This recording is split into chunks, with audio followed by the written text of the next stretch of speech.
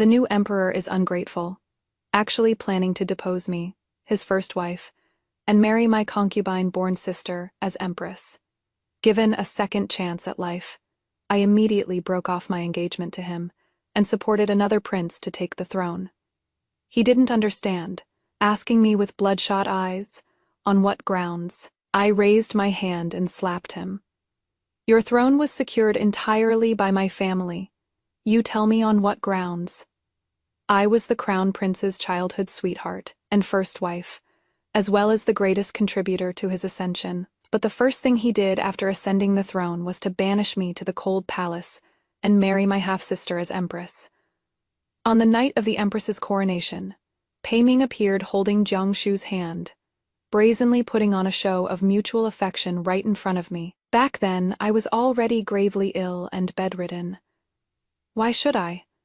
Watching the two of them being affectionate, my eyes turned scarlet. I refused to accept this. If I hadn't painstakingly cleared every obstacle for Pei Ming, he, a fifth prince born in the cold palace, would never have become crown prince, let alone ascend the throne as he wished. The taste of blood welled up in my throat. I gritted my teeth and asked, still unwilling to give in, "It was I who helped you seize the throne. So why are you making Jiang Shu the empress?" Pei Ming frowned, a trace of disgust flashing in his eyes. "You are the legitimate daughter of the Jiang family. You've had everything since childhood. But Shu'er is different from you. She has no one but me. Jiang Ning, you are going to die soon anyway, so you might as well leave the position of empress to Shu'er." Different? What a difference.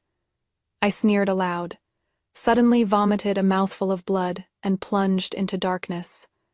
Opening my eyes again, I was reborn back to the day of the grand wedding. I am still that legitimate daughter of the Jiang family, Jiang Ning, who grew up pampered and doted on, and not the abandoned empress clinging to life in the deep palace.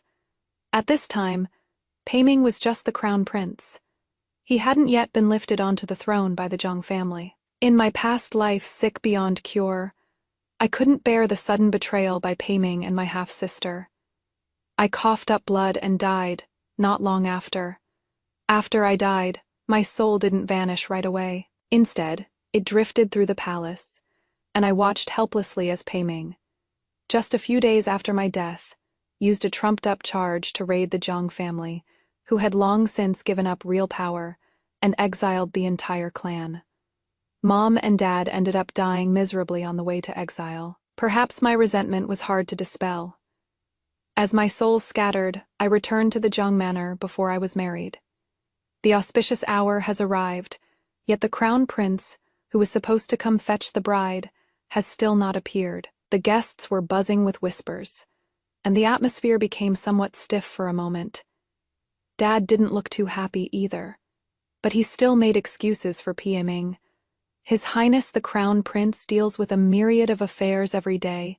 Perhaps he is tied up with state business. In my previous life, I thought so too. It wasn't until just before I died, when Jiang Shu whispered gloatingly in my ear, that I realized the shocking truth. Perhaps you don't know, sister, but on your wedding day, the reason His Majesty was late wasn't because he was tied up with state affairs. He was right there in the room, having a good time with your little sister. You, the official consort, have been a joke from start to finish. The memory ended, and I let out a cold laugh. Since you two like being a pair of illicit lovers, then I'll grant your wish. I beckoned my maid Xiaoman and gave her a few instructions through the red bridal veil. Xiaoman immediately looked at me in terror, wanting to speak but stopping herself. A while later, just as everyone in the main hall was getting impatient waiting, Xiaoman's panicked voice broke the silence. "His Highness the Crown Prince is in the third Mrs. room." This servant saw it with her own eyes. A single sentence stirred up 1,000 waves. Everyone rushed to Jiang Shu's bedroom, and sure enough, heard the sounds of a man and woman making love coming from inside. Dad was furious and kicked the door open. Pei Ming Zheng and Jiang Shu were having wild sex on the bed. Ironically, he was still wearing the bright red wedding robes bestowed by the emperor. Ah, Jiangshu let out a shrill scream, and her gleaming white body was seen all over by the crowd that had rushed over at the noise. Father stomped his foot in anger, wishing he could beat Jiangshu to death on the spot. "You vile daughter!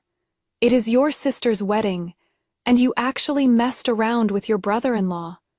How could the Jiang family produce such a shameless disgrace like you?" I also reacted in time, covering my face with my sleeve and shedding tears.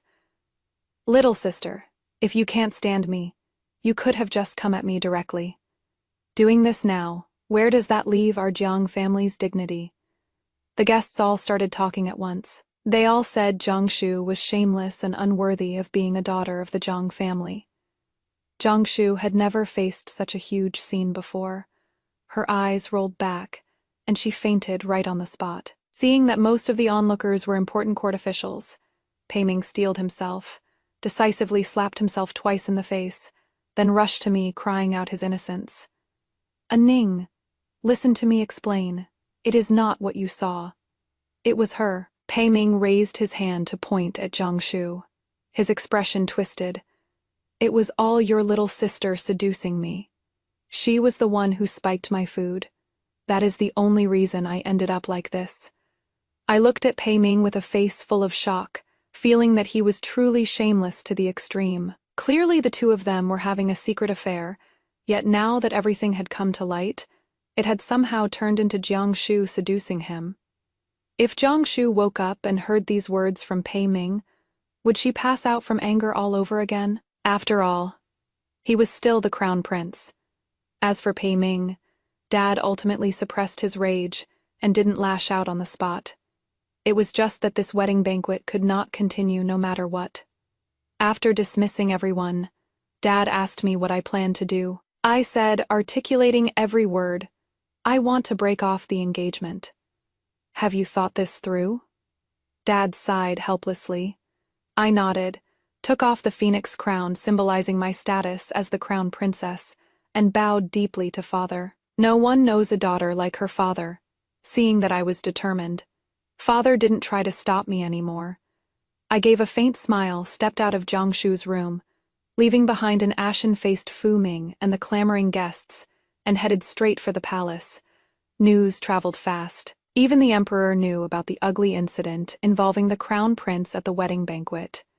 Rumor has it the emperor flew into a rage in court, smashing several teacups in a row and berating the crown prince for completely disgracing the royal family. It wasn't until I entered the palace that he put away his angry expression and asked me what compensation I needed. His Highness the Crown Prince and my younger sister have long been in love. I do not wish to be entangled in this, so I ask your majesty to annul my engagement to the Crown Prince. I knelt on the ground and kowtowed, my voice loud and firm. The emperor didn't seem to expect that I would want to break off the engagement right away. He was stunned for a moment before saying, "The Crown Prince is being foolish in this matter. I certainly won't let him off lightly. But this Jiangshu is your sister, after all. Good things should stay in the family. Crown Princess. Why not take her into the Eastern Palace and give her the status of a concubine?" The emperor specifically emphasized that I am the Crown Princess, telling me to know my place. After all, this imperial marriage was something I begged my dad to get for me back then. The dignity of the Son of Heaven won't allow a mere official's daughter like me to trample on it. But Pei Ming is not a good match. He is even waiting eagerly to suck the blood of me and my family. I cannot repeat the mistakes of my previous life. No matter the cost, I must call off this marriage today. I took a deep breath and kowtowed again, my attitude resolute. Your humble subject has made up her mind. I beg your majesty to annul the marriage. The emperor's face was livid and he didn't speak for a long while. If I remember correctly, the imperial decree clearly stated back then that the legitimate daughter of the Jiang family was to marry the royal family's legitimate eldest son. But this legitimate eldest son is not the crown prince. Aunt Empress mentioned it as if unintentionally. That is right.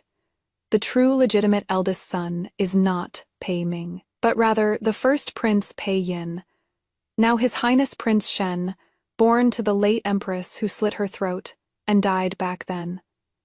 After the late empress passed away, he voluntarily asked to leave the capital to guard the imperial mausoleum, and remains unmarried to this day. Your Majesty, I am willing to marry the first prince. I kowtowed loudly again. This time, the emperor didn't stop me again. He just waved his hand wearily and told me to go back and wait for the decree. Hearing that I wanted to break off the engagement, Pei Ming couldn't sit still and finally tore off his disguise. Jiangning, how dare you run to imperial father to break off the engagement? Shu'er is your own sister. As my crown princess, do you not even have this much tolerance? He stormed into the Jiang manor in a rage and hurled abuse at me. You jealous woman, I really misjudged you. In terms of talent and looks, Shu'er is on par with you. In terms of temperament, Shu'er is a cut above you. If not for your status as a legitimate daughter, how could you be worthy of me? I laughed. With a smack, the crisp sound of a slap rang out. Pei Ming rubbed his red and swollen cheek, his eyes filled with disbelief. What are you barking about? I wiped my hands, looking completely disgusted. Pei Ming flew into a rage. I am the crown prince. You dare hit me. I couldn't hold back, raising my hand to award him another slap. Picking up the bowl to eat, putting it down to curse you, really are a piece of work. As for the crown prince. I know better than anyone how Pei Ming got his position as crown prince. The year I met Pei Ming, I was 7. Back then, I was the most distinguished young lady from a noble family in the imperial city. My father was the country's prime minister, holding high status and great power. My mother was the legitimate daughter of the Grand General Protector of the nation, with an equally illustrious background. As the only legitimate daughter of my parents, I, Jiangning, enjoyed supreme glory from birth, my status almost comparable to a princess. The year I was 7, the late empress slit her throat in Weiyang Palace. My own aunt, noble consort Jiang, rose to power and became the new empress of the Zhou dynasty. I also got the chance to enter the palace and stay by my aunt's side. When passing by the cold palace, Pei Ming was curled up in a corner, letting those power-tripping maids and eunuchs punch and kick him, rather than giving up the steamed bun in his arms. Later, I learned from my aunt that Pei Ming's background was different from the other princes. His birth mother was just a lowly foot-washing maid in the night. The emperor was drunk. She climbed onto the dragon bed for a night of passion, and only then did she conceive Pei Ming. Having become the emperor's woman, she should have enjoyed glory and wealth beyond the reach of ordinary people. But just a few days after giving birth to Pei Ming, news came from the palace that she had died in childbirth. After this incident, the emperor loathed Pei Ming even more, and all the concubines in the palace regarded him as a disgrace, throwing him into the cold palace to fend for himself. My appearance completely improved Pei Ming's dire situation. I taught him to read and write, and chased away the servants who bullied their master for him, who in the entire palace didn't know that the 5th prince, Pei Ming, was the person I, Jiangning, was protecting. If anyone dared to insult him, I would surely pay them back 10-fold or 100-fold. Pei Ming also treated me like a treasure, caring for me in every possible way. Having known each other for several years, through countless days and nights, I had long since immersed myself in this river of love, unable to pull myself out. So when later Pei Ming frankly told me he wanted that supreme position, I agreed without hesitation. At that, perhaps she never would in her entire life. The Zhang family was powerful, shrewd as the emperor was. How could he tolerate my aunt giving birth to a legitimate son with Zhang blood? In order to let Pei Ming become the crown prince, legitimately, I knelt before Auntie's palace, begging her to adopt Pei Ming as her own. But Auntie gave me a vicious slap, her tone filled with unspeakable disappointment. Jiangning, you are so foolish. Do you think that kid Pei Ming truly loves you? He is just after your family background. If you refuse to come to your senses, not only will you get yourself killed one day, but you'll even drag the entire Jiang family down to the grave with you." The words became a prophecy. But back then, I was bent on having my own way, taking beatings and scoldings without changing my mind. I knelt for 3 days and 3 nights, until I knelt to my last breath, leaving my legs with a hidden ailment, and my aunt, unable to bear it, finally relented. In the years that followed, with the help of the Jiang family, Pei Ming soared upwards, leaping from the ignored 5th prince to become the crown prince. And I finally, in the year I came of age, welcomed the status I had dreamed of, day and night crown princess. The struggle for imperial power has always been brutal. After becoming the crown princess, I faced assassination attempts and poisonings one after another. Barely 20 years old, I was left with a body full of chronic ailments. I struggled to hold on until Pei Ming ascended the throne, thinking I would finally see the clouds part and the moon shine.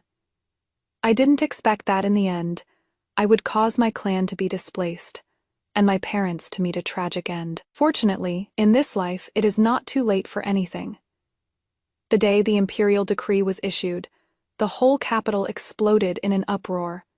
I successfully broke off the engagement and married the 1st prince instead. An Jiangshu was actually named the new crown princess. Xiaoman was furious, and only after she went out of her way to inquire did I learn that the emperor's original decree was for Pei Ming to take Jiangshu as a concubine. But Pei Ming knelt before the palace hall threatening to kill himself, claiming that Jiangshu was the love of his life. "How can the love of my life be a concubine?" These were the exact words Pei Ming shouted in the great hall, stiffening his neck. As the words fell, the entire court of civil and military officials was left speechless. The emperor was furious once again. After tossing about for several days, the final result was that Pei Ming got beaten until his butt split open, just to beg for this imperial decree of marriage. Jiangshu got carried away, just like in the previous life, coming to my room with a smug look to show off. "Even if you are the legitimate daughter with noble status, so what? His Highness the Crown Prince loves me, and only I am worthy to be his crown princess. And you, having missed out on the crown prince, can only be matched with a powerless 1st prince." Jiangshu tipped her head up slightly, proud as a peacock. I rubbed my hands helplessly, and while she was off guard, I stepped forward and smack gave her 2 slaps. "My baseborn sister really lives up to being born of a bed-climbing maid. You and Pei Ming are truly a perfect match. Missed out on the crown prince. The 1st prince has no power or influence. Idiots. Jiangshu and Pei Ming still don't understand even now. It isn't that I can only become the crown princess if he marries me, but rather, whoever I marry is the crown prince." After the 1st prince returned to the capital, he called me out by name, saying he wanted to see me. I didn't make excuses either. I met him openly and graciously at an inconspicuous tavern in the capital. When I first met Pei Yin, he was wearing a pale-colored long robe. His face was like jade, and his bearing was steady and composed. Even though I was used to seeing the handsome men of the capital, I was still utterly stunned by him. "Jiang Ning, legitimate daughter of the Prime Minister's residence, pays respects to Your Highness Prince Shen. It is a pleasure to meet you, Your Highness." I sat at the table and smilingly poured him a cup of wine. Pei Yin paused, reached out to take the wine cup, took a light sip, and then got straight to the point. "Why me? This prince has never had any dealings with Miss Jiang. Even if Miss Jiang wants to spite the crown prince, you shouldn't have chosen this prince. This prince lacks talent and is afraid he isn't worthy of Miss Jiang." I was stunned for a moment. Pei Yin spoke so humbly and respectfully that for a moment, I didn't know how to respond. In my past life, ever since the Jiang clan was wiped out, the situation in the court began to grow turbulent and unstable. Yet Pei Ming and Jiangshu seemed oblivious, continuing their life of debauchery and luxury. Pei Ming reigned for less than 3 years, and the dynasty was tottering in the storm, on the verge of collapse. Watching Great Zhou about to perish Pei Yin, who had been biding his time at the imperial mausoleum for many years, quietly made his move, sending heavy troops to protect the imperial city. At the moment my soul dissipated, I saw with my own eyes Pei-yin kick Pei-ming off the dragon chair, sit on that high position himself, and succeed as the new emperor of the great Zhou dynasty. I thought, compared to that piece of trash Pei-ming who only knows how to seek pleasure, Fu-yin is more suitable to be the crown prince. Why must your highness sell yourself short? I raised my wine glass, the smile on my lips undiminished. I believe in my own judgment, and I am willing to lend your highness a hand. With that, I threw my head back and drank it all in one gulp. Pei-yin studied me intently for a good while. It wasn't until I involuntarily blushed that he let out a low chuckle. Miss Jiang is truly an intriguing person. It is the crown prince who is blind to actually discard a gem like a worn-out shoe. Before I could respond, Pei-yin spoke again. To show my sincerity, let me tell you a story. There was once a young lady from a noble family. She was outstanding, a standard for the many high-born girls in the capital. When she came of age, countless sons of the powerful and wealthy sought her hand, and matchmakers practically wore down her family's threshold. But she just had to fall for a prince whose mother had died and whom everyone could bully. Ignoring her family's opposition, she married him. After the wedding, that prince sweet-talked her, saying that when he rules the world one day, she would be the only one by his side. She believed it to be true, not hesitating to threaten suicide to coerce her clan into supporting that prince. Hearing this, my expression tightened. What happened then? A trace of mockery flashed across Pei-yin's brow. Later, that down-and-out prince finally got his wish, ascending to the position he previously hadn't dared to dream of. He did make that woman empress, but his past promises were nothing but illusions. New women were carried into the harem, one after another, each younger than the last, each more beautiful than the last. She fell ill from depression, and her health declined day by day. By then, she had a child of her own, and this child became the only hope that kept her alive. But the first thing a blind person does after regaining their sight is to throw away their cane, and the emperor was no exception. The existence of her and her family would only prove to the world just how destitute and down and out the now infinitely glorious emperor once was. A few years later, the emperor ordered the extermination of her entire clan, utterly dead inside. She left her young child behind, drew a sword, and slit her own throat. Now it was my turn to fall silent, because the main character in Pei-yin's story was none other than his birth mother, an empress who died without even receiving a posthumous title. The late empress's cause of death wasn't much of a secret. The case of her family conspiring with the enemy and treason back then was known to all land. When I stubbornly insisted on marrying Pei-ming, my aunt had also mentioned the late empress, exasperatedly warning me not to follow in her footsteps. At the time I didn't think much of it, but I never expected there to be such a history behind it. How incredibly similar to my past life, I asked Pei-yin. Why are you telling me this? My imperial mother's death is a pain I can never let go of in this lifetime. As Pei-yin spoke, he looked up at me, his gaze sincere. I am revealing these past scars not to win Miss Jiang's sympathy. Rather, I want to tell Miss Jiang that if I can exact my revenge, I certainly won't let Miss Jiang meet the same fate as my imperial mother. I am not that bastard Pei-ming. Even without love, I would absolutely never be ungrateful. I was filled with mixed feelings, my heart throbbing, but my face remained calm. If the oath is broken, die young and violently, Pei-yin responded solemnly. I breathed a sigh of relief, only then feeling a bit more at ease. Because of the crown prince's prior misconduct, the emperor issued another decree urging him and Zhang Shu to get married as soon as possible. The wedding date for Pei-yin and me was thus postponed until half a year later. This half a year was enough for us to do a lot of things. What I didn't expect was that Jiangshu would actually be diagnosed with a pregnancy before the big wedding. I pulled at the corners of my mouth. Good Lord, it seems those two haven't been idle lately.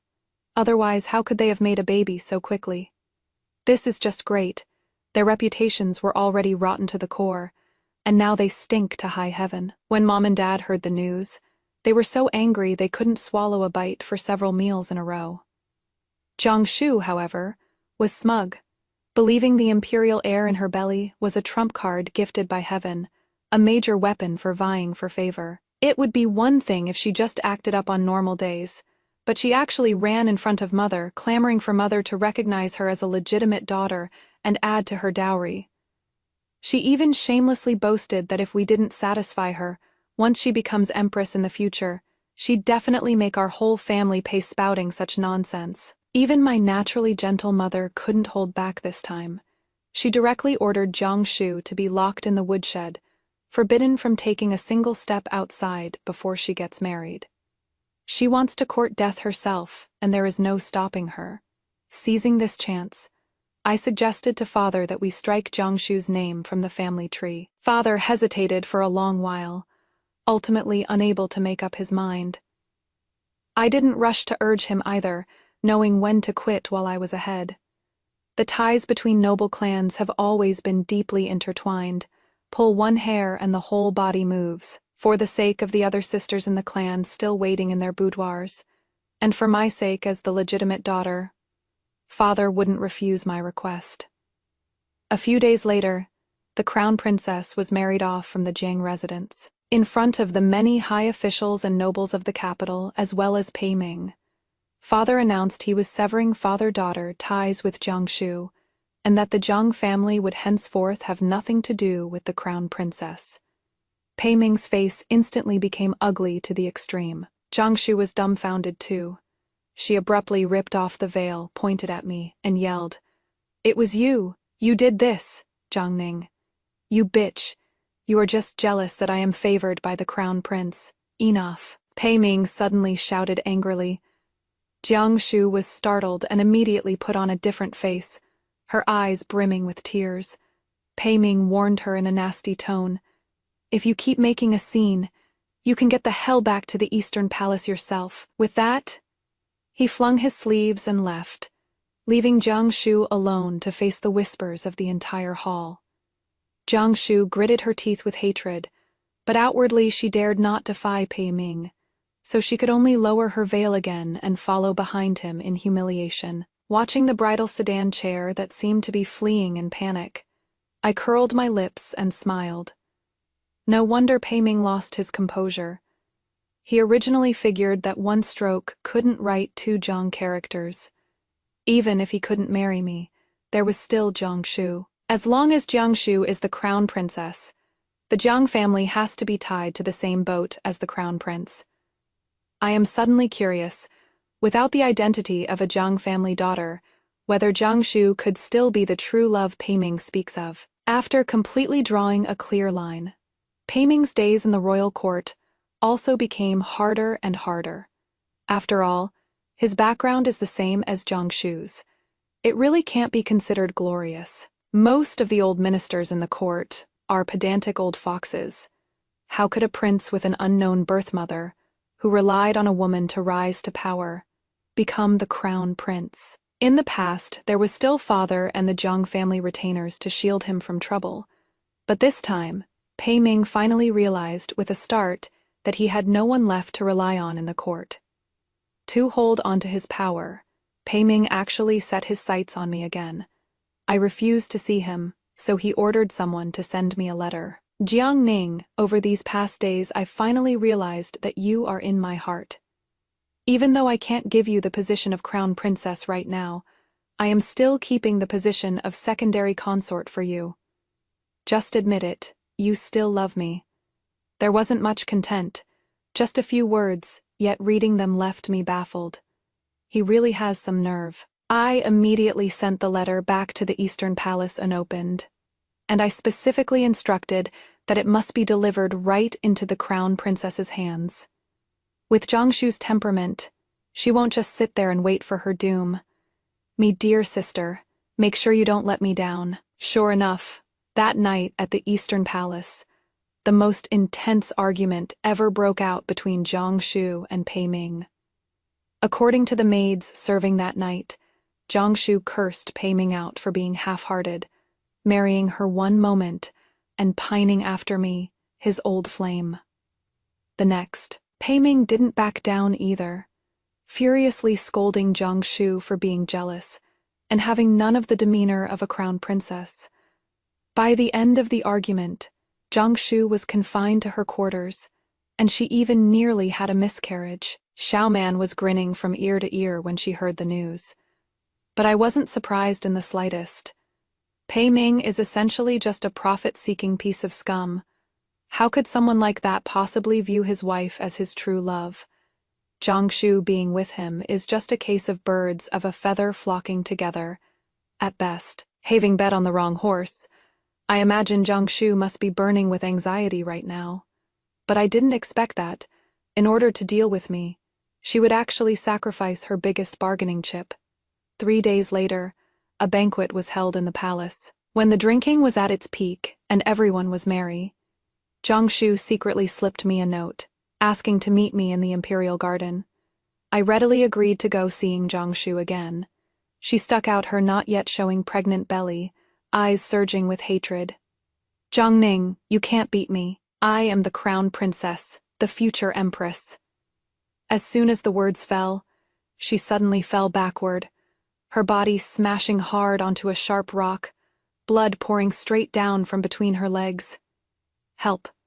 The crown princess has been pushed down by eldest Miss Jiang." A scream immediately assaulted my ears. I turned my head. Jiangshu's maid was yelling all over the place. By the time everyone arrived, Jiangshu had already miscarried. "Sister, you have such a cruel heart. Why did you harm the child of the crown prince and me?" Jiangshu curled up in Pei Ming's arms, sobbing uncontrollably. Pei Ming was furious and rushed forward wanting to slap me, but was stopped by Pei Yin with one hand. He said indifferently, "This is a serious matter. It would be better to invite the imperial physician to uphold justice." Hearing this, Jiangshu's face turned deathly pale. The imperial physician hurried over, but after checking her pulse, his expression looked slightly troubled. I reminded him reassuringly, "Feel free to speak your mind." The crown princess had taken safflower beforehand. Even without the fall, the child in her womb could not have been saved. Moreover, this pregnancy was unstable to begin with.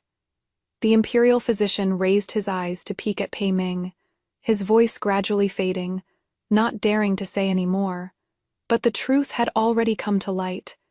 Pei Ming could bear it no longer, and that slap finally landed on Jiangshu's face. "You vile woman, how dare you kill my child? The crime of murdering a royal heir and attempting to frame your legitimate older sister is no small matter." The emperor and empress were furious. Jiangshu was publicly demoted to a concubine. Even Pei Ming was implicated along with her, confined to the Eastern Palace and forbidden from leaving without an imperial edict. Jiangshu was scared out of her wits. She kept kowtowing non-stop, crying and begging the emperor to take back his order. I pretended I couldn't bear to watch and stepped forward to help her up. While no one was looking, I curled my lips and chuckled low in her ear. "Sister, don't be in such a hurry. Your good days are still ahead of you." Jiangshu. Oh, Jiangshu. Once you lose the protection of this crown princess status in Pei Ming's favor, your future days in the Eastern Palace will be very exciting. As for me, I'll wait and see. For the next few days, the Eastern Palace was dead silent. Only in the dead of night would wisps of shrill wailing drift out. Mai and Pei Yin's operation was proceeding closely. In just a few days, countless emaciated, bruised and battered scholars stormed the Jingzhou prefecture in a mighty mass, beating the drums to cry injustice, accusing the current crown prince of selling official posts and titles and engaging in corruption and fraud. Hundreds of complaints were laid out before the Jingzhou governor, every word weeping blood, every sentence soaked in tears. The entire court, civil and military alike, was thrown into an uproar. It turned out that ever since Peiming became the crown prince, he had secretly colluded with wealthy playboys, using his power to sell official posts and titles to amass a fortune, causing talented commoners to be unable to fulfill their ambitions, leaving pearls covered in dust. Afterwards, to cover up his crimes, he even conspired with the nobles to destroy the bodies and erase the evidence.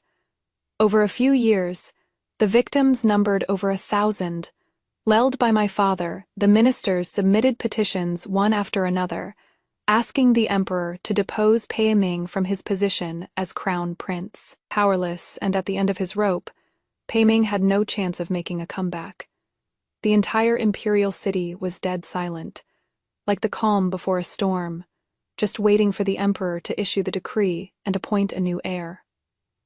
I sent a message to Peyin, telling him to watch out for Peiming's next move. A trapped beast will still fight. We had to be on guard.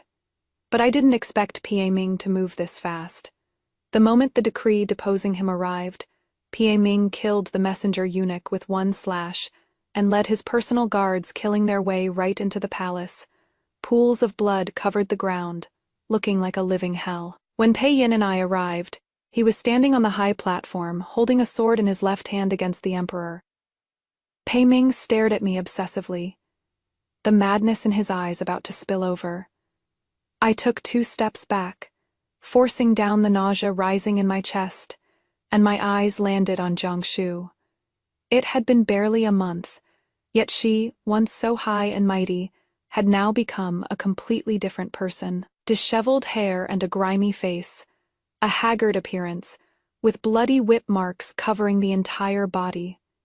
This is the true love Peiming swore to the heavens about. Utterly ridiculous. Sister, sister, save me. I was wrong. I'll never dare to fight you for a man again. Peiming is just a lunatic, a beast. Please save me, sister. Seeing me, Jiangshu suddenly began to struggle, her voice shrill. Save you? All right, I said slowly, seeing a glimmer of hope gradually appear on her face.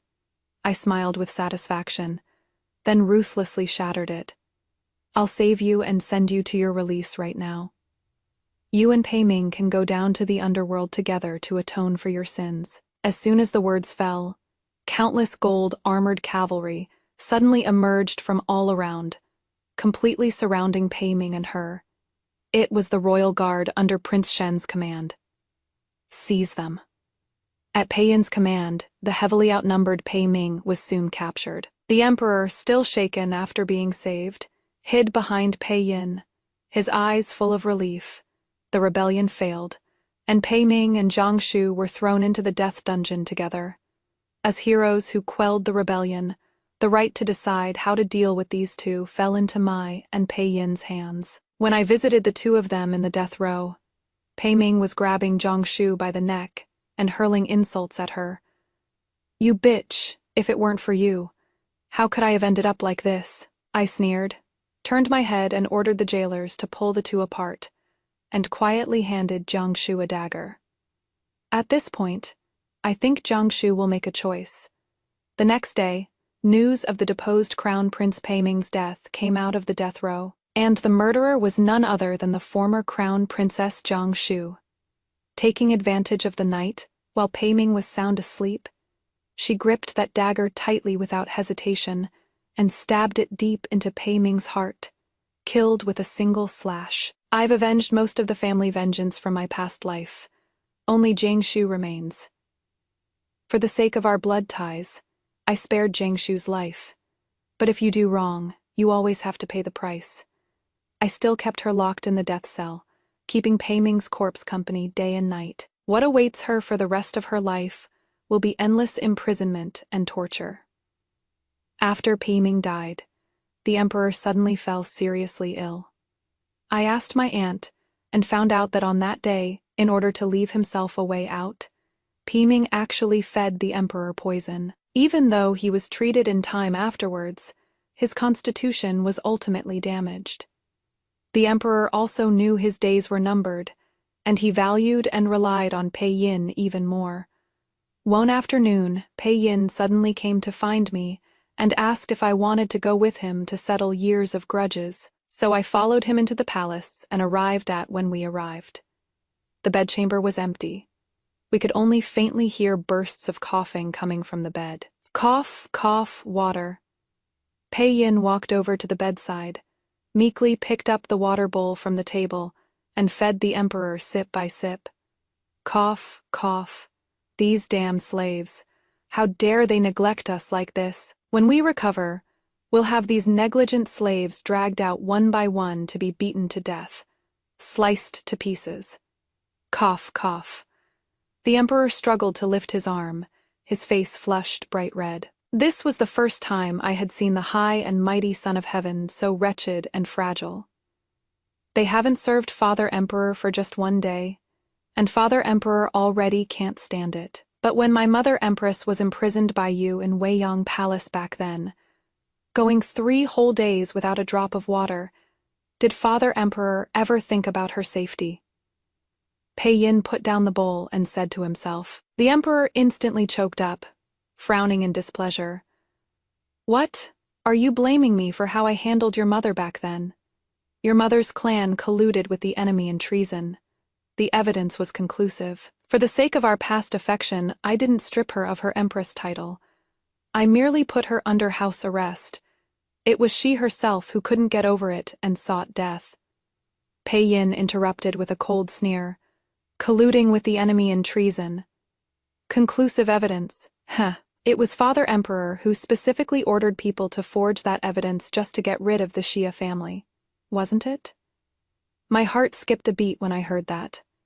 The Xia family was the late Empress's maternal clan. They had always been loyal to the sovereign and the country, strictly abiding by their duties. Sure enough, there was a hidden truth behind that case from years ago. The emperor suddenly gasped heavily. Who told the Xi clan to achieve so much that they threatened their master? The entire court only knew of the Xi family and the empress, but held no regard for me. If I didn't get rid of them, could I still sit securely on this throne? Pei Yin sneered. Father is still the same as back then, gauging a gentleman's heart with a petty mind. I really don't know why Mother was so blind back then to fall for someone like you. As his words fell, he stood up and clapped his hands, and a young man slowly walked out from the inner hall. I recognize this person. It is Pei Yin's cousin, the once stunningly brilliant young general, Xi Yang. He actually didn't die. He even survived safe and sound. You are that kid from the Xi family. How is that possible? The emperor also wore a look of shock, and even started speaking incoherently. Your Majesty, I trust you have been well. Ziyang gave a sinister smile. The emperor curled up in panic, pointing at Pei Yin and the other. Cursing, traitorous son, vile spawn. What do you want to do?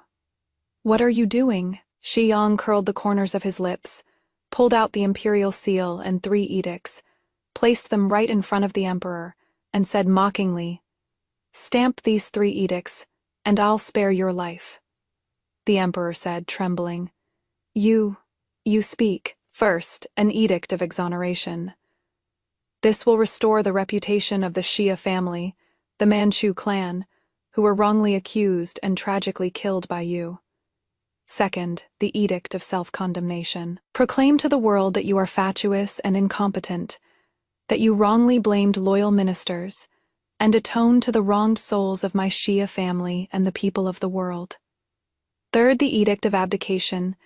You are mediocre and cannot tell right from wrong. If you hadn't married my aunt, you wouldn't be fit to be this emperor. Now, you should return everything that never belonged to you. In the end, the emperor stamped his seal on these 3 edicts. Before leaving, Xie Yang deliberately took a couple of extra looks at me, then turned his head and teased Pei Yin with a smile. Yo, didn't notice just now. Who is this young lady? My face flushed red, and I subconsciously hid behind Pei Yin. Pei Yin instead squeezed my hand tight, interlacing his fingers with mine. She is your future cousin-in-law. The following day, with the help of 3 imperial edicts personally issued by the emperor, Pei Yin ascended the throne and successfully exonerated the Xia family. Unlike my previous life where I married Pei Ming, in this life, I ultimately became the empress, the mother of the nation. Pei Yin also kept his promise. On his first day on the throne, he issued an edict declaring that in this lifetime, he would have only me as his wife, and no other women. Once the edict was issued, the whole nation was in an uproar. Everyone envied the legitimate daughter of the Zhang family, saying, "I was lucky to have met Pei Yin, such a good emperor and good husband." When Pei Yin heard this, however, he shook his head with a smile, lowered his head to lightly kiss my cheek. No, being able to meet the Empress is truly my honor spanning 3 lifetimes. Side story: Pei Yin's perspective. I had a very long dream. In the dream, I saw with my own eyes a daughter of a noble family experiencing everything my Empress mother had once endured. And her ultimate end was just like my Empress mother's, depressed and unhappy, dying filled with resentment. She clearly had such excellent family background and circumstances, yet she risked everything for a cowardly, incompetent man, dragging her entire family into the vortex of imperial power. I secretly cursed her for being stupid and hateful, yet I couldn't help but feel a degree of heartache for her. Later, an imperial edict arrived at the imperial mausoleum. I was stunned, granting me a marriage. The person chosen for the marriage was actually that hateful, stupid, noble daughter from my dream. Without thinking much about it, I obeyed the edict and returned to the capital. As soon as I returned, I was impatient to see her. Sure enough, she came to the appointment. Seeing her again, she had already blossomed into a slim and graceful beauty. She thought it was the first time we met, though, and even foolishly introduced herself. Actually, we had already met way back when she entered the palace at 7 years old. This naive little girl saw the 5th imperial brother being bullied by palace servants and couldn't help but stand up for him. But that was nothing more than an act put on by the 5th imperial brother and those palace servants. The goal was just to latch onto her to climb the social ladder. She really fell for it. Truly exactly like my queen mother. I thought her life would follow in my queen mother's footsteps, but after returning to the capital, I unexpectedly found that she was different. She seemed to no longer be infatuated with Pei Ming. I could even sense her hatred towards him. And she gradually revealed her brilliant side, quite a few times. She made me look at her in a whole new light. It was then that I finally realized I had fallen for her. After ascending the throne and clearing the Xia family's name, I immediately issued an edict to prove to her, and to the world, that in this life I will be with her alone, one couple for a lifetime. If I break this oath, may I die a premature and violent death.